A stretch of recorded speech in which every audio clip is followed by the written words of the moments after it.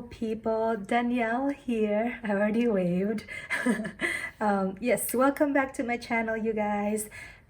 Today I wanted to do something different.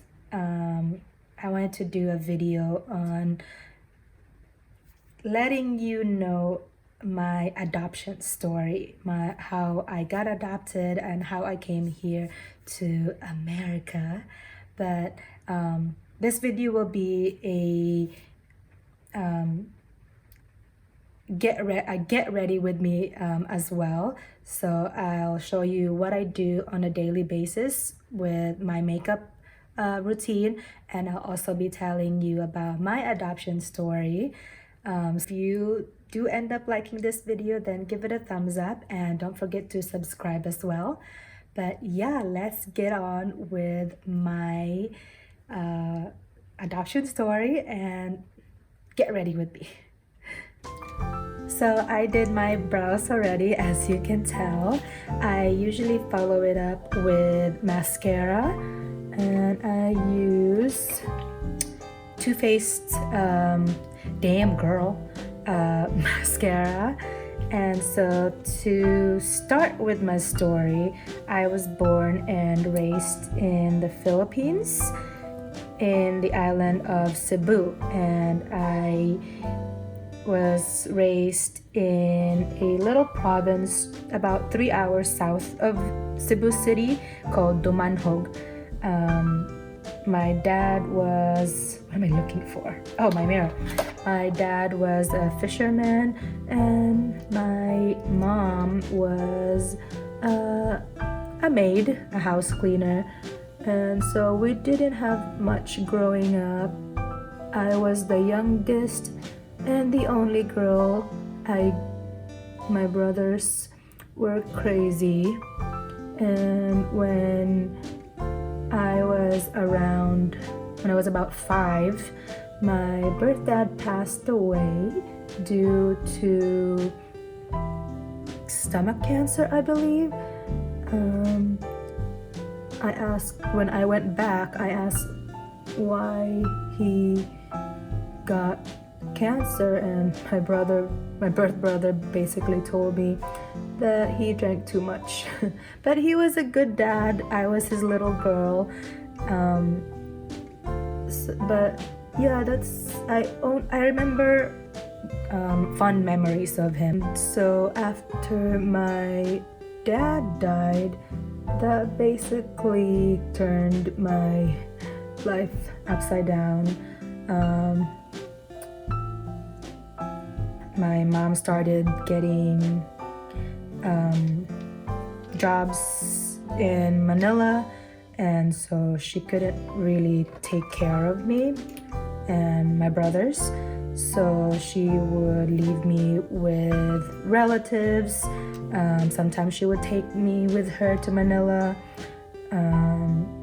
And then later on, she would leave me with my eldest brother. So my birth name is Kanaway, and my brothers' names are Timog, Habagat, and Amihan. And if you don't know what those names mean, my birth dad named us after monsoons. Wind directions where the monsoons are coming from. So mine means northwest, monsoon coming from the northwest. So, and then my brothers are a combination of the other wind directions.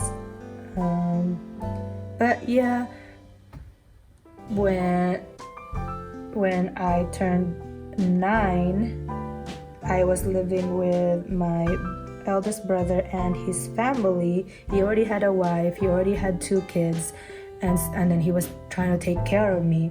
And so we had this social worker who was already working with placing my brother in different orphanages. And so when I turned 9, she came to Dumanhog to pick me up along, and she already had my brother with me, Timog, the other two eldest ones, they were too old to be placed in orphanages. So she came one day, I was just playing, and all of a sudden I see her. My eldest brother, who I was living with, Amihan, he called me over and said, she's gonna take you to an orphanage in the city. But me being 9 years old, had no clue, but I went along with it and took a 3-hour drive to the city, and that's when I arrived at the children's shelter of Cebu, and that was August of 2001. And so I arrived there. It was initially I thought it was a beautiful place, two big, huge, gorgeous buildings, and I was placed in the Iker home along with my brother. And when I got to the orphanage, I met new people, I met new friends, and the two buildings that I told you about are called Iker and Cherney home. And like I said, I was placed in the Iker home. We had a house parent and aunties that we called, and they were our caregivers. So there was about, I would say, maybe 50 in each house. So this orphanage was a Christian orphanage. They taught us about God and taught us that there's a purpose in life, and that if we do good, and that God sees those good deeds and that He will reward us. So I lived in the orphanage for about 3 years with my brother Timo, and one day they told us that we were going to be part of a program, and it was called Summer Miracles Program. So 15 of us were chosen, me and my brother, and then 13 other kids. We were lucky enough to be chosen for that program, and the program was, the idea was that we get to go to the United States, and I was like, heck yeah! So I was up for it. We got our visas. We went back and forth to Manila to get everything situated, our papers situated. It was me and 14 other kids, you know. So the time came, and that was, I want to say, July of 2004. We finally got to fly to Montana. That's where the Summer Miracles program was. So the program was siblings but with a host family, and so my brother and I were paired together with a host family, and this host family actually came from Iowa, the state of Iowa, and they had heard about the program through the host mom's brother, and so they drove up to Montana to meet us and host us for a whole month. So this was July 1st all the way to July 30th. So we got to experience American culture, American life for a whole month, and that was so exciting. And they told us to, you know, not get your hopes up, just enjoy this experience, you know, don't expect to be adopted and whatnot. So, and I went to Montana to just enjoy it because I felt so lucky to be chosen for this program. So yeah, we spent a whole month in Montana, got to know my host family, and they were amazing. They did so much for us, you know. And then after a month, we went back to Children's Shelter of Cebu, back to the Philippines, and you know, we just shared our stories with the other kids and how fun it was. And so I went back to living my life in the orphanage, praying every single day that I would get adopted. And then my prayers got answered, and well, guess who decided to adopt my brother and I? It was my host family, the family that we stayed with in Montana. And I was in shock, but the first thing that came out of my mouth when I learned that I was adopted was I said, "Thank you, Jesus," because that's what you always pray for, what you always hope for when you're a child that is staying in the orphanage, you know. So yeah, I was so excited and just so lucky to be getting a new family. So we came to the orphanage because my mom had surrendered us. She couldn't take care of us anymore, and the two youngest one, which was me and Timog, she just surrendered us. And it wasn't because she didn't want us. She wanted us to have a better life, and if I was with her and my brother was with her, she couldn't give us a better life. So she surrendered us, and so in the hopes that we would get adopted, and we did. And so that was October of 2004. So yeah, and we did paperwork again, back and forth to Manila. And so my adopted mom came and picked up my brother and I in February of 2005. So yeah, she stayed for a little bit, got to know more of the staff at the orphanage, and then we were off to our new life in Iowa. So when we landed in Iowa, it was snowing. So I was in shock, but so super excited because, you know, Philippines doesn't get snow. And so it was so exciting to finally live in a place where it snows. And yeah, it was just a whirlwind of events. You know, from not knowing that we would be adopted to being adopted by my host family that I stayed with in Montana. Yeah, so after we moved to Iowa, we went to court for it, got sworn in that we were we were fine with living with this new family, and my adopted mom gave me the choice of changing my birth name, and so I did. So my birth name was Kanaway Rosales, and so I chose to change my birth name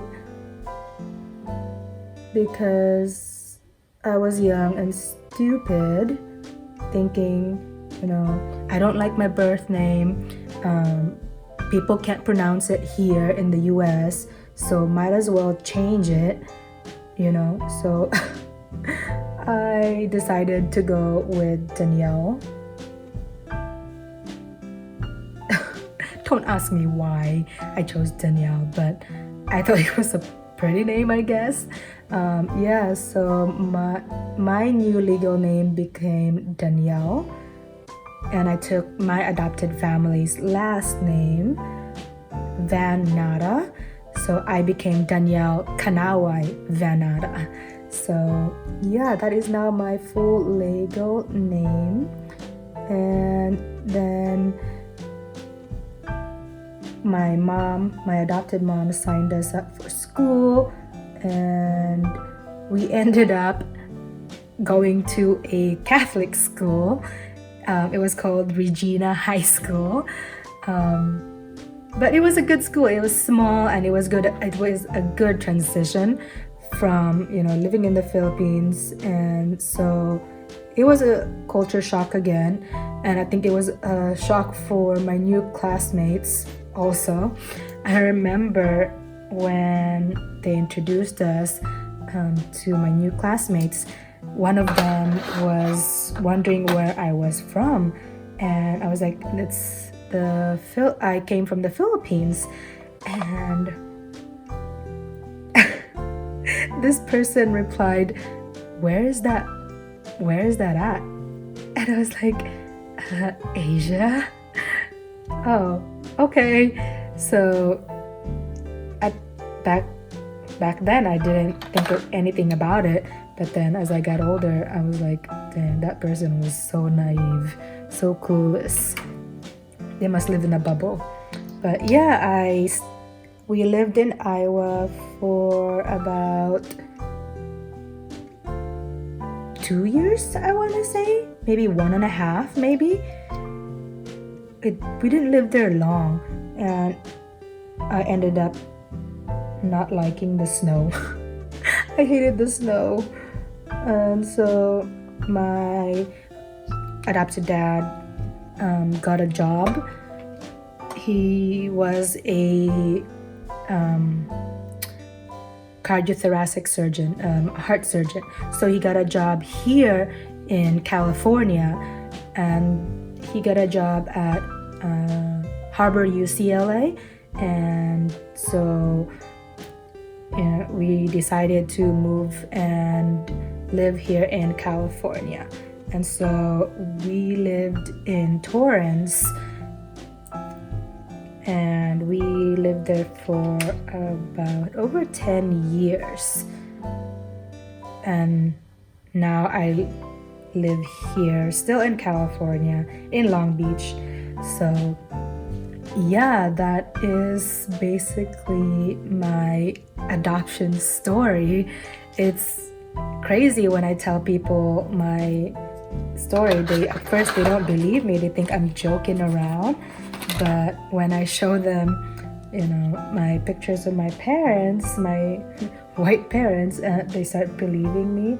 And so, yep, my feelings towards being adopted is that I can only be thankful, grateful. I feel so lucky to be adopted by an amazing family who's super supportive. My parents are everything to me. They've supported me in everything that I've done. And yeah, I haven't really been talking about my makeup, but but yeah, going on to my setting spray.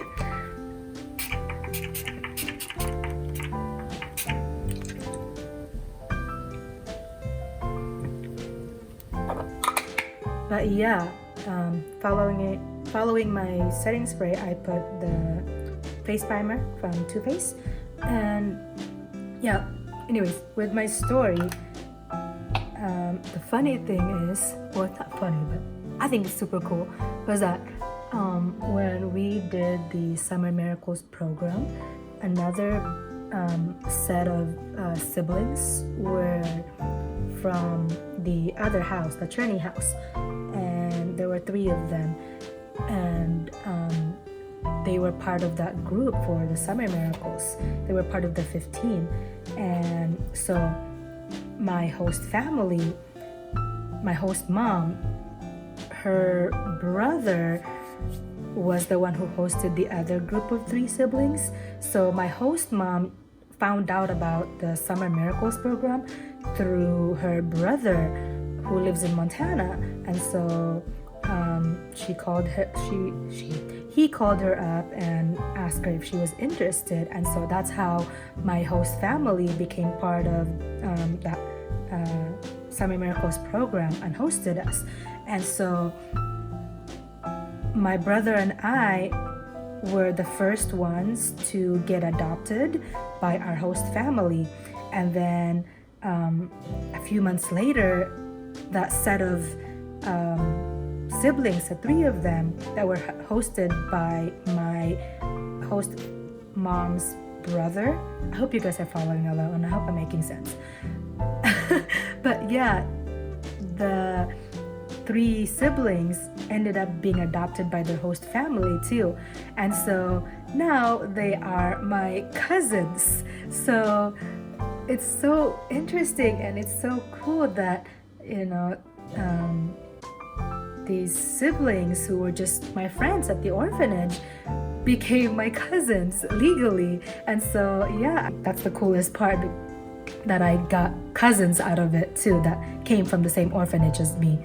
And yeah, if there's any questions you have about my story, just let me know by writing a comment down below. Oh my gosh, I totally forgot to put my concealer on. My guacamole concealer. Oh well, it's okay. Yeah, my daily makeup routine is very simple. I don't put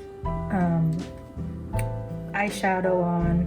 I don't put I rarely put concealer also, because I like to be on the go. I want my makeup to just look simple. I'm just trying to look like I'm not super sick or like I look like a dying person with my eye bags and stuff. So yeah, I just put on my lashes, my foundation, my eyebrows, and that's about it. Yeah, my life has been a crazy adventure, and I've been loving it ever since. I still keep in contact with my birth family. I try to send them money sometimes as much as I can. They still live in Dumanhog. My eldest brother still lives in Dumanhog with his kids and his wife. I recently visited them 2018, and my mom still lives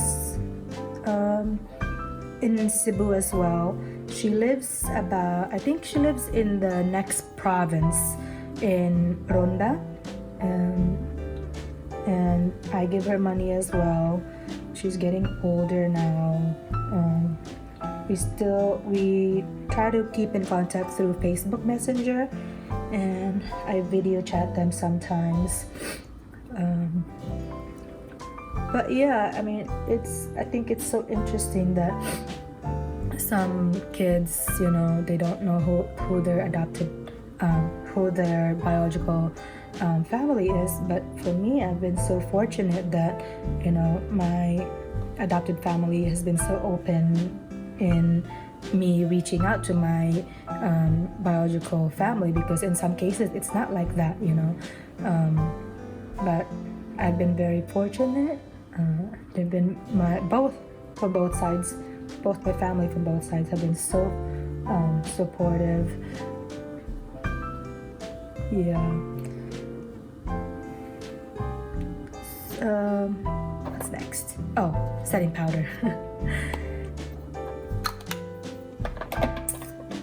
I use the Born This Way ethereal setting powder because I'm very oily and we don't want to look like a frying pan at the end of the day. So I usually set it all over my face. I want to tell you something more about the orphanage. So the kids that go there, are kids that have been abandoned, surrendered. So like I said, in my case, my mom surrendered her rights to her parents. She gave up her parenting rights in order for us to have a better life. And so for that, I don't resent her for surrendering us, for giving us up. I see it as a good thing, because she sacrificed and she knew that she wanted a better life for my brother and I. So I can only thank her for that, and because of where I am now, because of her, and other factors as well. So the orphanage has been there since in the late 70s, no, maybe late 80s, I believe. But yeah, it's been there for a while, and a lot of kids have been adopted from that orphanage as well. I'm using this dope bronzer right here for my cheekbones. Yeah, a lot of kids have been adopted from there. That wasn't even the bronzer, that was the highlighter. This is the bronzer right here. Yeah, a lot of kids have been adopted from that orphanage all over the world. Actually, there's kids that were adopted in Australia, all over Europe, here in the United States. A lot of them are adopted in Minnesota, because their American office is in I want to say Cambridge, in Minnesota. I'm not really sure, but yeah, they have an American office here. They take in all kinds of different kids, kids with disabilities, babies, teenagers. When I was there, their age limit was that if you have siblings, you have till you're 18 to be adopted. And if you are if you don't have any siblings, you have till you were 16. And so there were some kids who aged out basically and never got adopted. But this orphanage is so awesome that even if you age out and you don't get adopted, they still had a home for you, and they had a different location for teen, and that was the place we call teen homes. And they still provided for your education. They still helped you with looking for jobs, you know. And so this orphanage is just amazing, I would say. You know, you hear about orphanages being bad, and yes, those are true, but in this case, Children's Shelter of Cebu was really helpful, in the sense that, you know, they provided for us everything we needed, you know, fed us, clothed us. They even had their own school, Children of Hope School, yeah, just up the street, and gave us everything that we basically needed, you know. And they worked tirelessly to find a family for all of us. And so I can only be thankful for my orphanage. They've been so loving. But yeah, that's just my story. But there are other kids with their stories, and some of those stories are not so pretty. And like I said, I can only be thankful for everything that has happened to me. But yeah, this is my daily makeup routine. And if you liked this video, if you liked listening to my story, then give it a thumbs up, and don't forget to subscribe. So, whoa, my voice just changed. But yeah, please subscribe. I'm new to YouTube, and let me know if there's more things you guys want to know. Any questions you have, let me know in the comments section below. But yeah, if you've lasted this long, then thank you for listening to my story. And I hope it's been an eye-opener for you in terms of getting to know about adoption. But all I can say is I am super blessed, and I can only be thankful for the things that have happened to me. So have a good rest of your day, and thank you again. See you next time.